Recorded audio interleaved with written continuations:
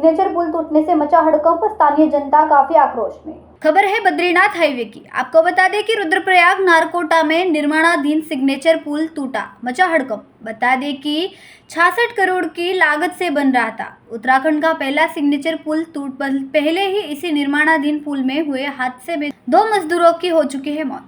वही स्थानीय जनता का कहना है कि वह तो भगवान का शुक्र है कि इस स्थान पर कोई मजदूर काम नहीं कर रहा था, वरना एक भी नहीं बचते। कहा कि इस पुल पर हर महीना ऐसी घटना होती है, जबकि स्थानीय जनता द्वारा कहा कि इंजीनियर को बार बार अवगत भी कराया गया था कि इस पुल पर कभी न कभी बड़ा हादसा हो सकता है। स्थानीय लोगों से कहा गया कि इस पुल पर जितने भी इंजीनियर काम कर रहे हैं उनकी डिग्री चेक कर लो, कोई भी 12वीं पास से ऊपर नहीं होगा। उन्होंने कहा कि इस पुल को उत्तराखंड का सबसे नंबर 1 पुल कहा जाता है।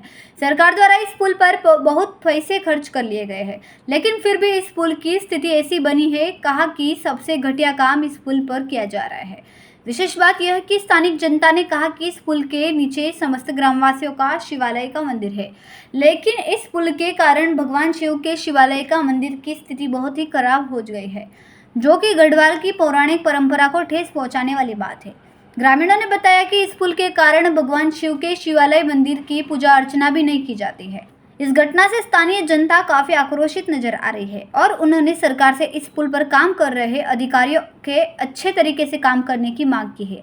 कहा कि इस स्थान पर कभी भी बड़ा हादसा हो सकता है, जिसको उत्तराखंड सरकार को जल्द से जल्द इसका समाधान करना पड़ेगा। संवाददाता ओम प्रकाश केदारखंडी, BHP न्यूज, रुद्रप्रयाग। अभी तो कारणों का पता तो नहीं चल पा रहा है।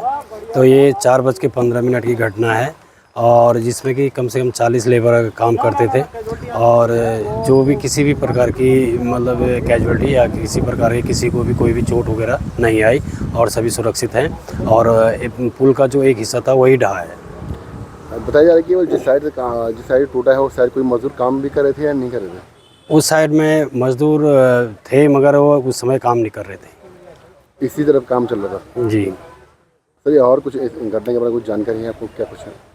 अभी तो पहले इस पे जांच होगी तो उसके बाद ही पता चल पाएगा कि क्या कारण था, किस कारण से इस प्रकार की जो बार बार घटनाएं हो रही हैं क्यों हो रही हैं। यहाँ पे जो ये निर्माणदायी संस्था है, ये जिस तरीके से इनका निर्माण कार्य करने की विधि है वो लापरवाही ज़्यादा है इसमें, और जो इनका निर्माण कार्य किया जा रहा है NHAI के अधिकारी भी इस पर ध्यान नहीं देते हैं।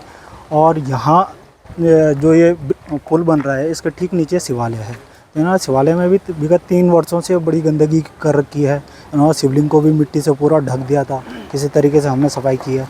तो अभी सावन का माह लगा हुआ है, अगर वहाँ श्रद्धालु रहते ऊपर से ये ब्रिज टूटता तो जनहानि सुनिश्चित थी। तो इस तरफ ना तो NHAI ध्यान दे रही है, ना प्रशासन ध्यान दे पा रहा है। शासन तो बिल्कुल आंख मूंद के बैठा हुआ है। निश्चित रूप से मैं सबसे लास्ट में इसका निचोड़ ये रखूँगा कि भ्रष्टाचार के भेंट चढ़ चुका है पुल।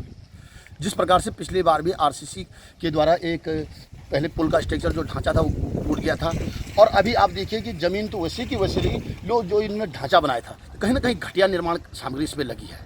और RCC ने, जो सुनने में आ रहा है कि RCC ने भी इसको भी किसी को पेटी के रूप में ठेके में दिया था, तो निश्चित रूप से जिसको दिया होगा तो उसने भी घटिया निर्माण सामग्री इसमें लगाई और उसी का नतीजा रहा कि आज ये पुल फिर टूट चुका है। क्या चाहते हैं आप? क्या कुछ होना चाहिए इस मामले में? निश्चित रूप से इस पर जाँच होनी चाहिए। और तो मैं तो ये कह रहा हूँ कि इस सरकार के भ्रष्टाचार जहाँ जहाँ हम देख रहे हैं कि इनके इस विगत 2-3 सालों में आप देख रहे हो जहाँ भी निर्माणाधीन पुल हैं वो सब टूट रहे हैं, और यहाँ तक कि 2014 के बाद जो पुल बने वो भी टूट रहे हैं। आप पहले पुल देखिए, 70 साल पहले के पुल देखिए, आज भी ज्यों के त्यों हैं। डाट पुलिया थी, ज्यों के त्यों हैं। छोटी छोटी पैदल पुलिया थी, ज्यों के त्यों हैं। हमारे रुद्रप्रयाग में वो देखिए, ये अलकनंदा पे बना हुआ पुल आज भी ज्यों का त्यों है। लेकिन यही पुल जो आज इतनी अच्छी टेक्नोलॉजी आने के बावजूद भी ये पुल सीधा अभी बढ़ने से पहले टूट रहे हैं, तो घटिया निर्माण सामग्री का ही उसमें उपयोग हो रहा है। और इसका जाँच होनी चाहिए थी, और इसकी जाँच होनी, और जाँच होने के बाद इस पर तुरंत कार्रवाई करनी चाहिए कि आखिर इसमें किसकी मिलीभगत है।